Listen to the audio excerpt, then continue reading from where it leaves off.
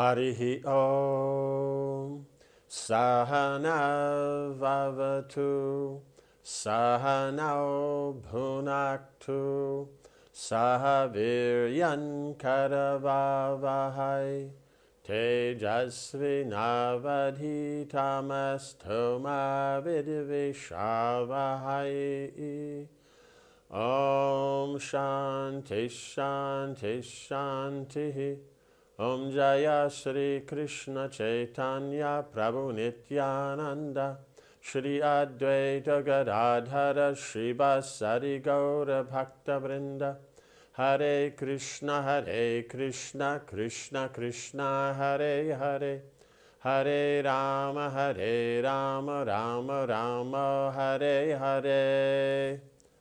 So reading from the Mahabharata, chapter 4, Duryodhana begins his evil schemes, right? Because now they're back in Hastinapur, and so they're there, and the sons of Dhritarashtra are there, Duryodhana Adis.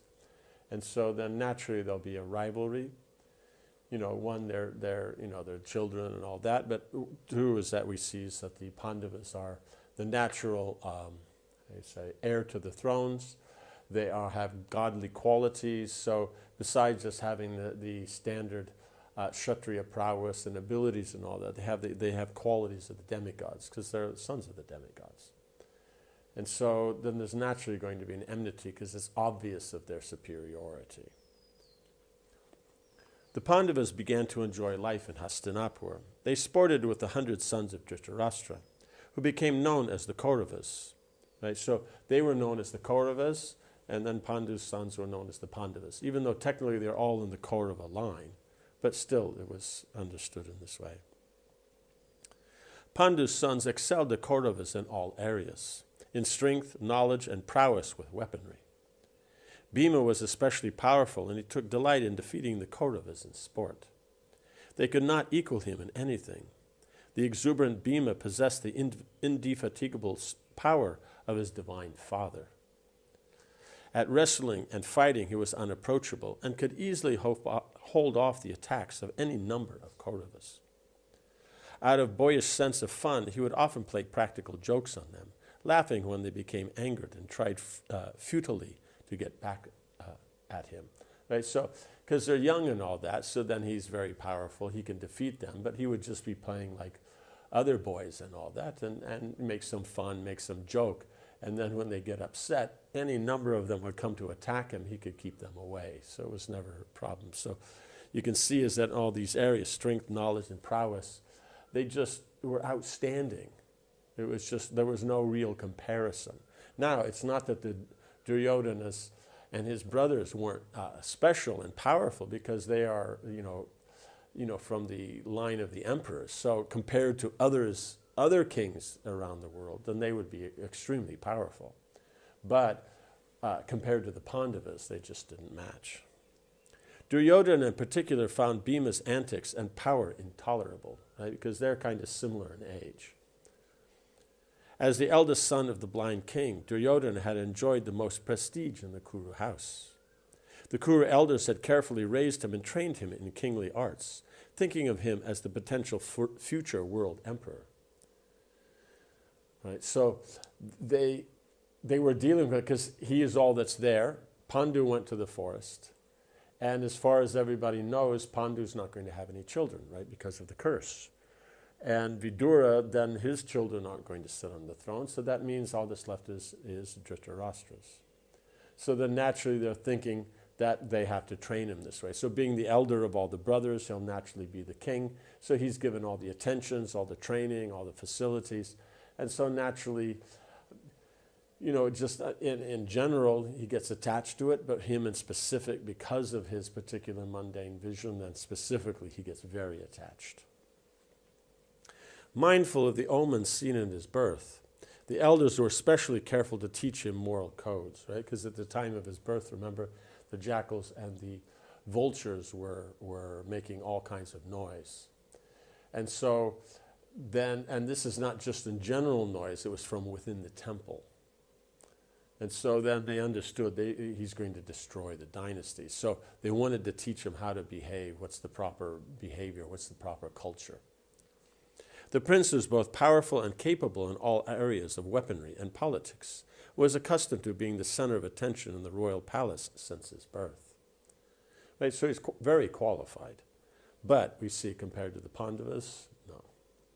When the Pandavas arrived, however, all that changed. Pandu's sons were gentle, modest, and devoted to their elders, right? He's not. He's proud. You know, he's the special one, and he takes advantage of it. They soon became dear to Bhishma, Vidura, and the other senior Kurus.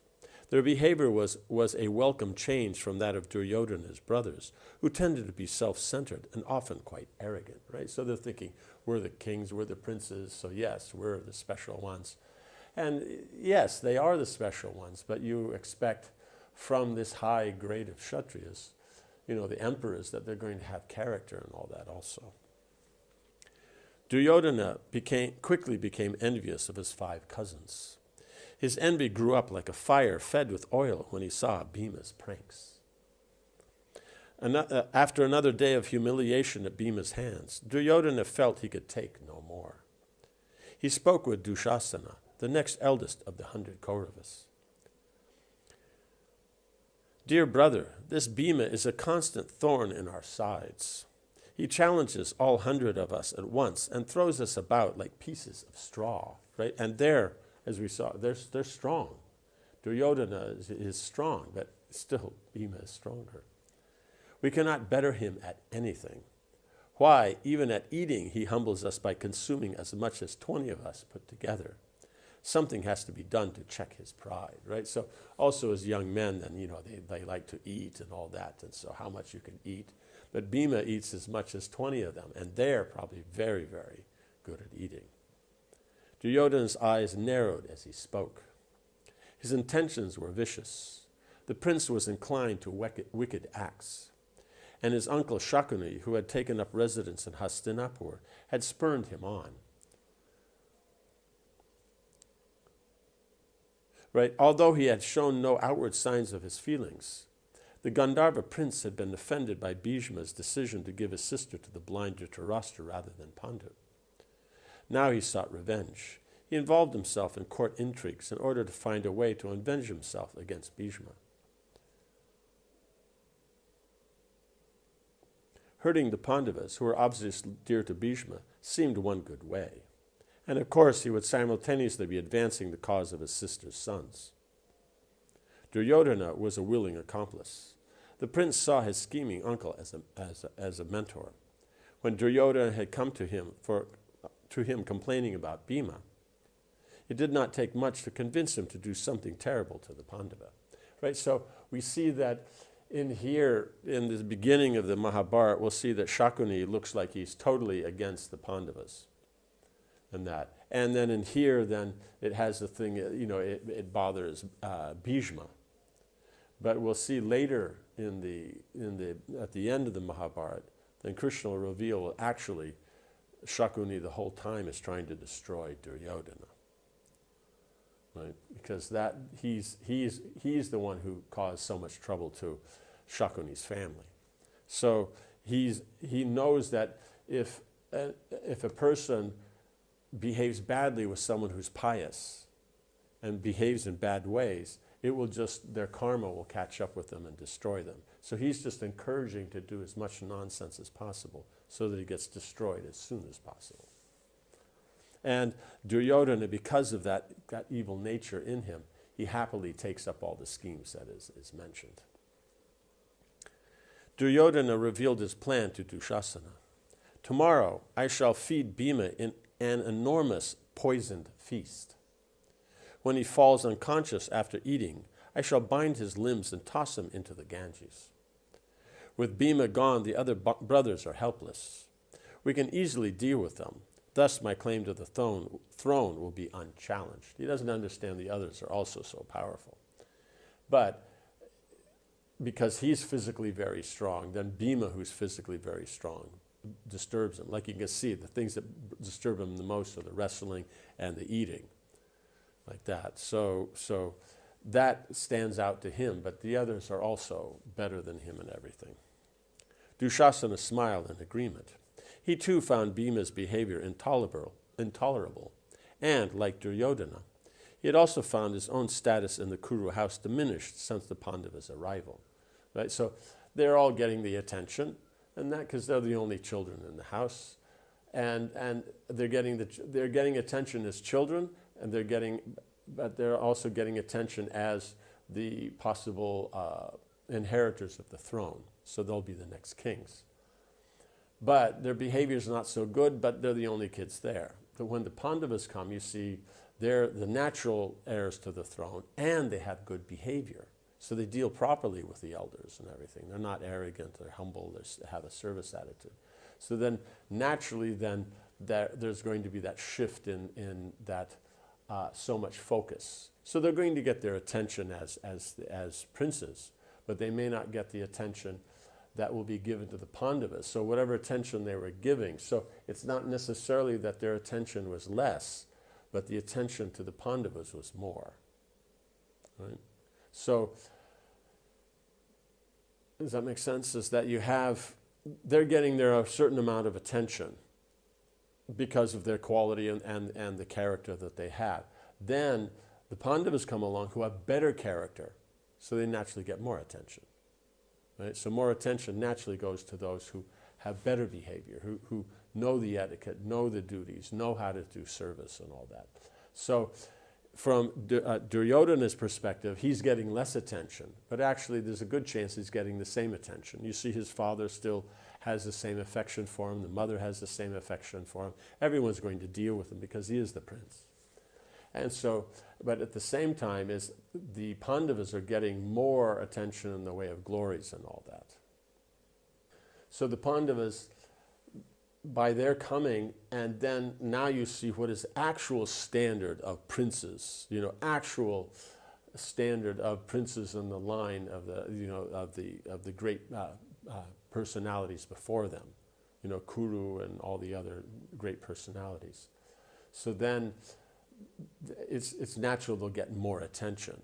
So it's not necessarily that Duryodhana is getting less attention, it's just that the attention that he was used to doesn't compare to the positive attention that is given to the Pandavas. And so because he can't see that he's less in character and qualities, then he's just blaming it on them. If they hadn't come, I'd be getting the full attention, rather than if I behaved better and wasn't such a nasty person, then I would get this similar treatment like the Pandavas.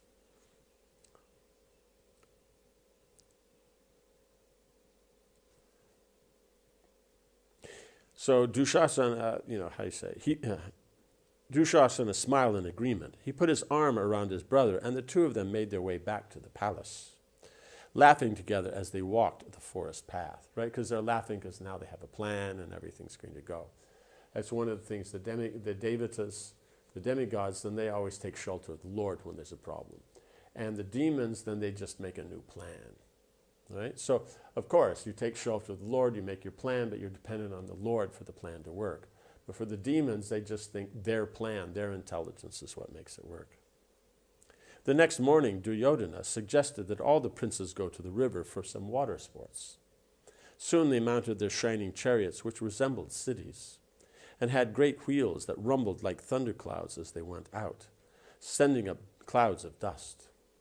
Upon arriving on the riverbank, the mighty youths dismounted from their cars, laughing and joking, and entered the large pleasure house that Dhritarashtra had built for them. Right, so next to the river, he had built some very nice large place, open place. It's covered, but it's open. It will be open on the sides and all that, so that they can see the surroundings and that. But it just keeps them out of the sun or the rain or whatever it is like that. It has a nice place to sit, but at the same time, it has the feeling of being outside and being next to the Jamuna and the forest that's around there. And it would have been quite a large one because you have to accommodate his 100 sons and the Pandavas. And it's not that they're all sitting in there like they're on a bus or something. It has to be big enough they can run around, they can do things, they can play games. The elegant mansion was built of white marble and stood 7 stories high. Multicolored pennants flew from tall golden flagstaffs on its roof. There were dozens of rooms offering every kind of luxury. Each room was tastefully decorated with tapestries.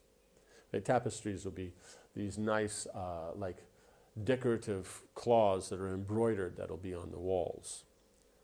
Fine paintings and ivory and coral furnishings that were studded with gems and covered with golden cushions. Right? So it's not enough that it was just made out of coral or out of ivory. Then within that, then it had jewels within it. Royal musicians and dancers stood by, ready to entertain the princes, and 100 of the king's select force of bodyguards stood ready to protect them. So, very nice arrangement we see. Once inside, Duryodhana invited everyone to enjoy the great feast he had arranged for them. He led them through the mansion and out into the central gardens.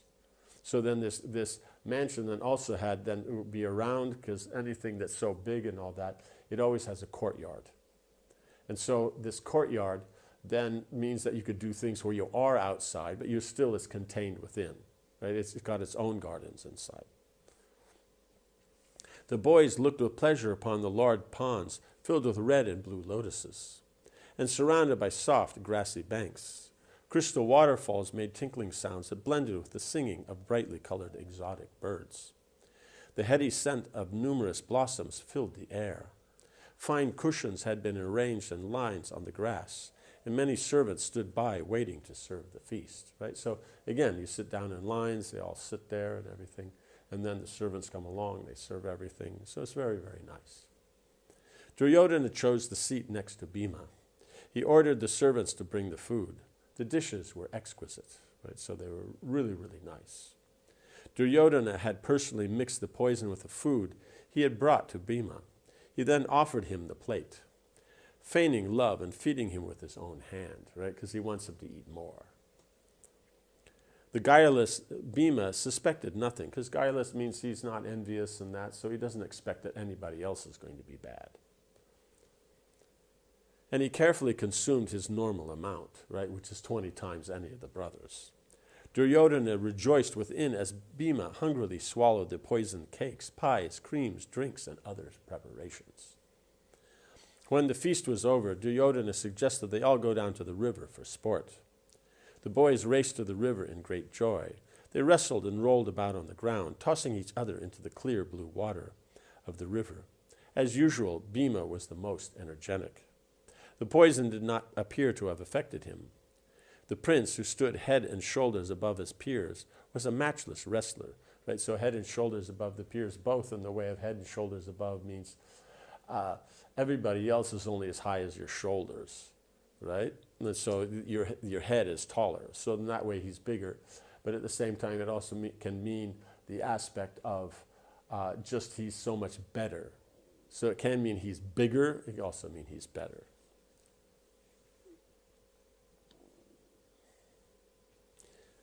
Anyone who approached him quickly found themselves sailing through the air and landing in the water.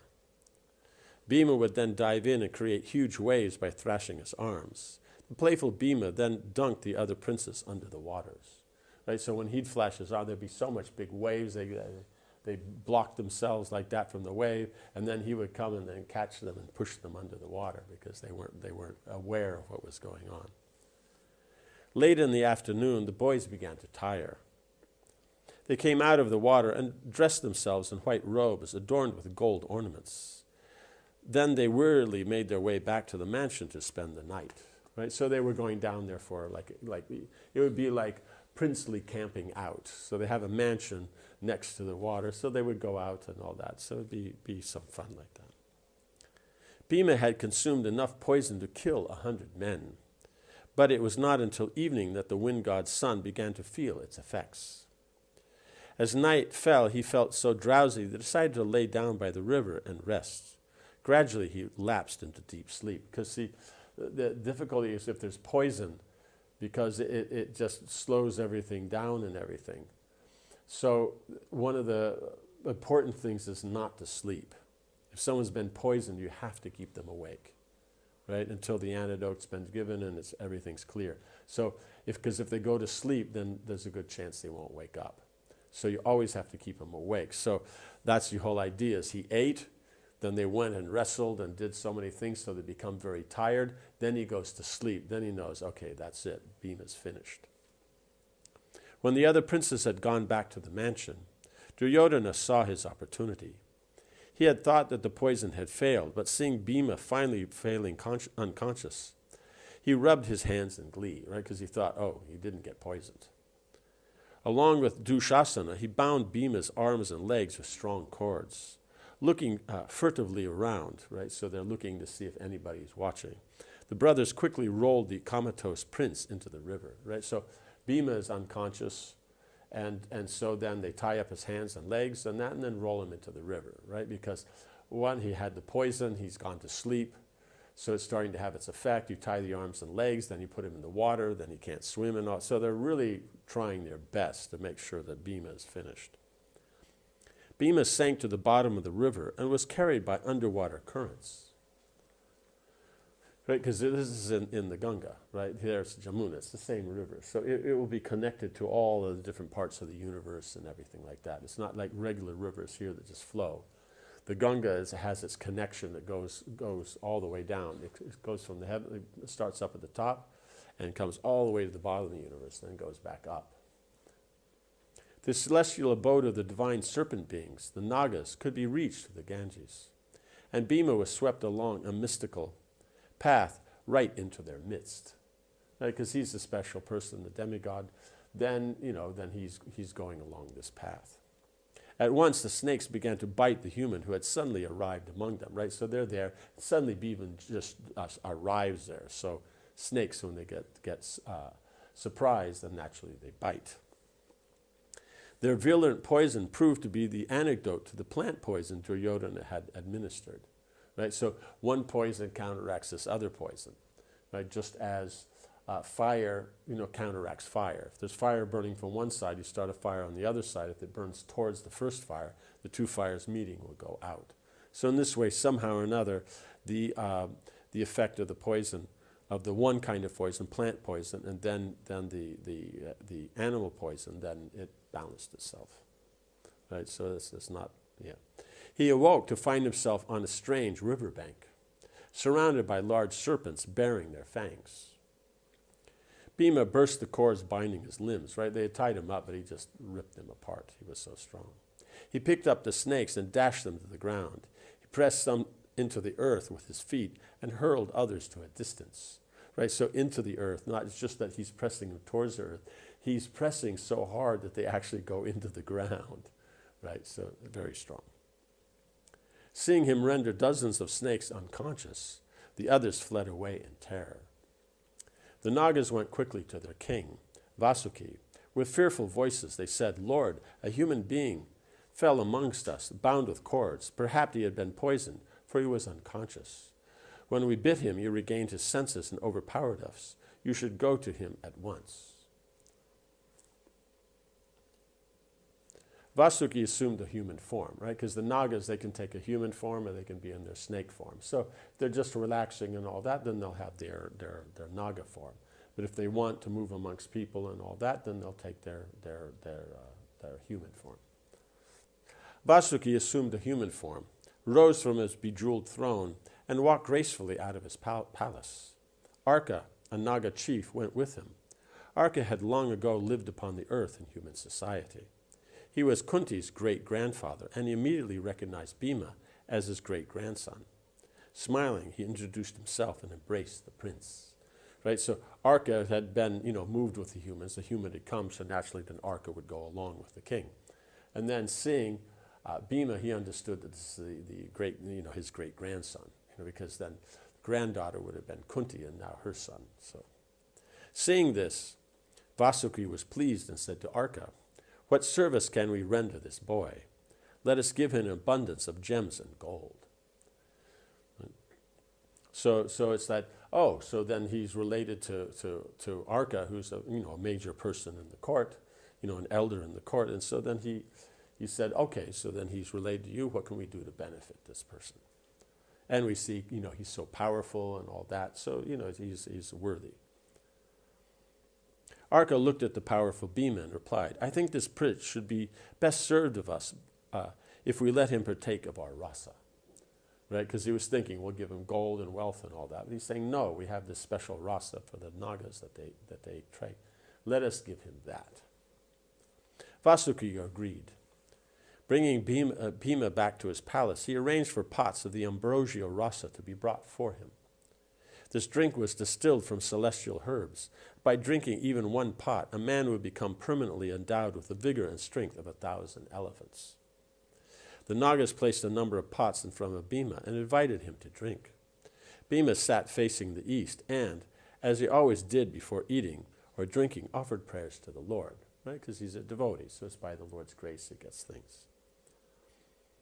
He then lifted one of the large pots of rasa and quaffed it down in one gulp, right? So it's a big pot, and mostly people probably have to sip at it for a while. He just in one gulp just drank the whole thing.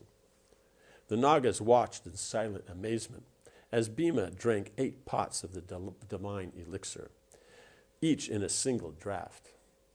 Even the most powerful among them would not have been capable of such a feat, right? Because it's a big pot, and how could he take so much? Like we saw before, is that he can eat 20 of what the Kaurava Kshatriya princes could eat, and Kshatriyas are big, they're powerful, they can eat a lot. After Bhima had satisfied himself with the rasa, he again felt drowsy. Vasuki offered him a large silk-covered bed, and the prince laid down. He remained in deep sleep for 8 days, as his body assimilated the rasa, right? So it appears that 1 day for one pot. So he drank 8 pots, so then for 8 days he just slept the whole time. So his body assimilated, because then after that, the pots themselves will give him the strength of 8,000 or so elephants, right? So, but we see as he already was so powerful, so his strength was that of 10,000. Right? On the 9th day, he awoke, feeling strong beyond measure. The Nagas told him that the rasa had given him the strength of 10,000 elephants. He would now be invincible in battle, right? So that's why Arka told him, better to give him that. They're Kshatriyas, like that. Wealth they'll get, but this kind of strength. How often do you get that opportunity to get the strength of the Nagas? Vasudeva told Bhima to bathe in the nearby sacred waters of the Mandakini, then dress himself in the robes of the Naga king had brought for him. So the Mandakini is another name of the Ganges. So when she's in one area of the universe, she's known by Mandakini. When she's in another area, she's a Ganges. When she's in another area, so there's 3 different names, depending on whether she's in the heavenly, whether Earth, or the lower planets. He should then, after dressing, he should then quickly return to his home, as his kinfolk were in much anxiety about him. After he had bathed, right, because he disappeared, and for 8 days, no one knows what happened. All they know is he ate, he went to sleep in the river, and then he disappeared. And probably during those 8 days, Duryodhana is very happy. After he had bathed and eaten the celestial foods the Nagas provided. So now after this, then he dresses, he bathes, he dresses nicely, then they feed him a nice meal.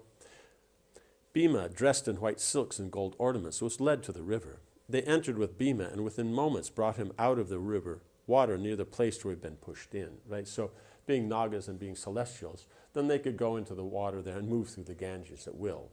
Only great yogis can do that kind of thing. They can dip down in one part of the Ganga and come up in another. So the Nagas were able to do this by their natural mystic powers. Filled with wonder, Bhima ran back to Hastinapur, right? Because he'd gone into the river, ended up with the Nagas. Then now they went back into the river, and now he's back where he was. And so he was filled with wonder.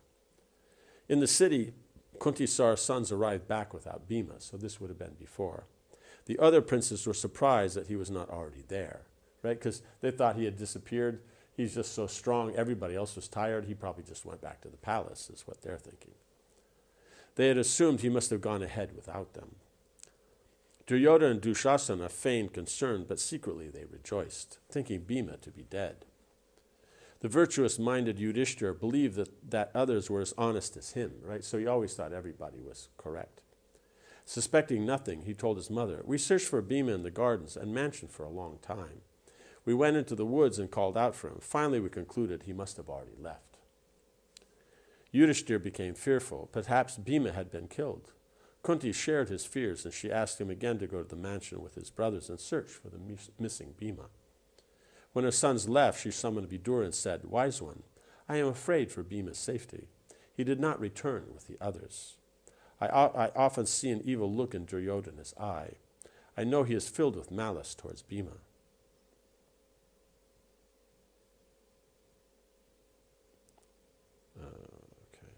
Perhaps he was killed by him.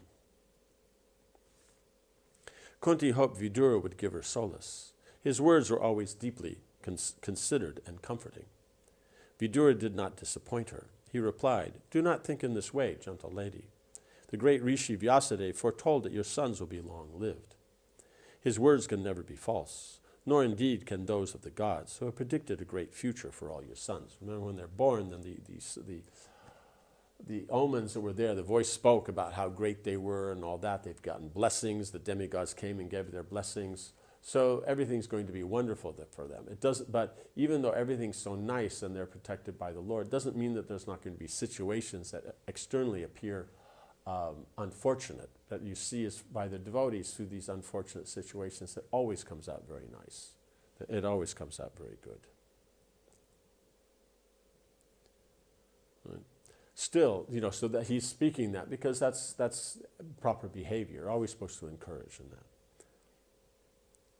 Like that. Still, Vidura remembered the omens surrounding Duryodhana's birth, right? So he was talking about all the nice things about the Pandavas, but at the same time he also remembers about Duryodhana. He warned Kunti to be on her guard. The evil-minded prince might try anything. Right? So we'll stop here. Om Hare Krishna, Krishna Krishna, Hare Hare, Hare Rama, Rama Rama, Hare Hare. Jai Srila Prabhupada ki Jai.